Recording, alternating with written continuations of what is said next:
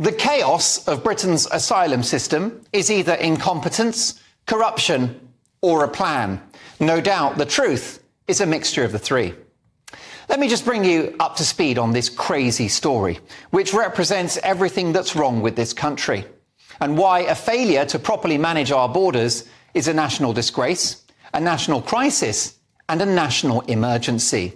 It has come to light that Abdul Azaidi, the man police are still hunting over a suspected chemical attack which injured 12 people, entered the UK illegally in 2016, applied for asylum twice, didn't get it, but was not removed from the country. Why? He then committed sexual assault and indecent exposure, receiving a suspended sentence. Why? Is sexual assault not a bad thing anymore? Amazingly, he was then granted asylum. Why? Why?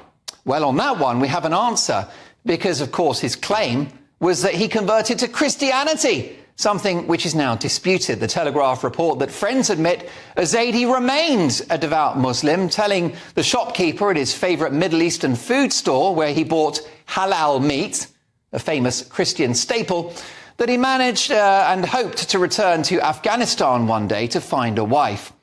This guy's litany of hellish misdemeanours were all prior to his alleged chemical attack on 2 children, a mother and 9 others on Wednesday. It was a horrific attack, it was deeply chilling, it was violent, and life-changing injuries were involved. We've talked in the past about the mystery of why a sophisticated country like Britain can't police its borders and stop people entering the country illegally. But perhaps more egregious is the fact that when people come here and break the law, they get to stay. Ultimately, blame lies with lawyers who quite literally help people that shouldn't be here to game the system and remain. Some people call them lefty lawyers. I call them misguided, unethical and borderline corrupt lawyers. Numpty priests at the Church of England share the blame as well, facilitating these religious conversions, which in so many cases are done exclusively out of the desire to remain in the country, rather than some kind of Damascene conversion to Jesus Christ. Are the priests that facilitate these phony conversions under the leadership of Archbishop Welby, who's blocking the Rwanda plan, are they just gullible and naive, or are they rigging the system out of some bizarre woke idea of open borders and all are welcome, including lawbreakers? You tell me.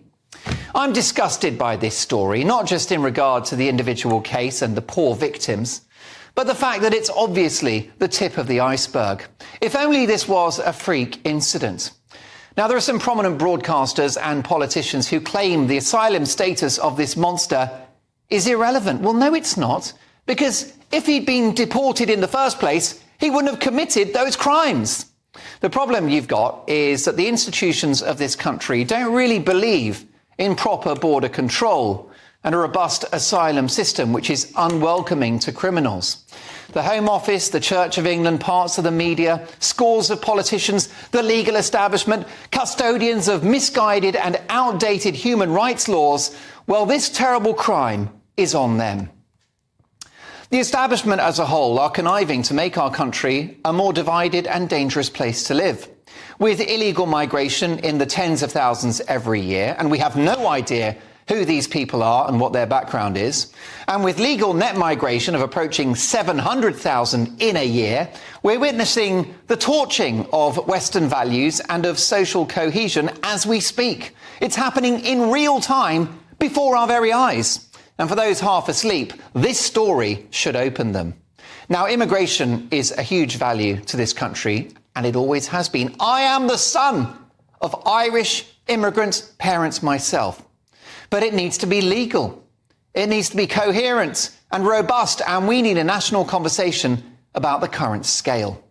The last word goes to my former colleague here at GB News, the brilliant Mercy Muroki, who, writing in The Sun this week, said the idea that you can lump people from all around the world together on a small island and everyone's going to sit around the fire holding hands and singing Kumbaya is mindless nonsense. She goes on, what causes racial tensions is turning a blind eye to people who refuse to integrate into the country. She's so right.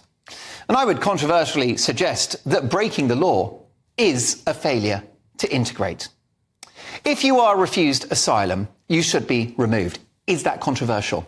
If you enter the country illegally, you should be removed. Is that controversial?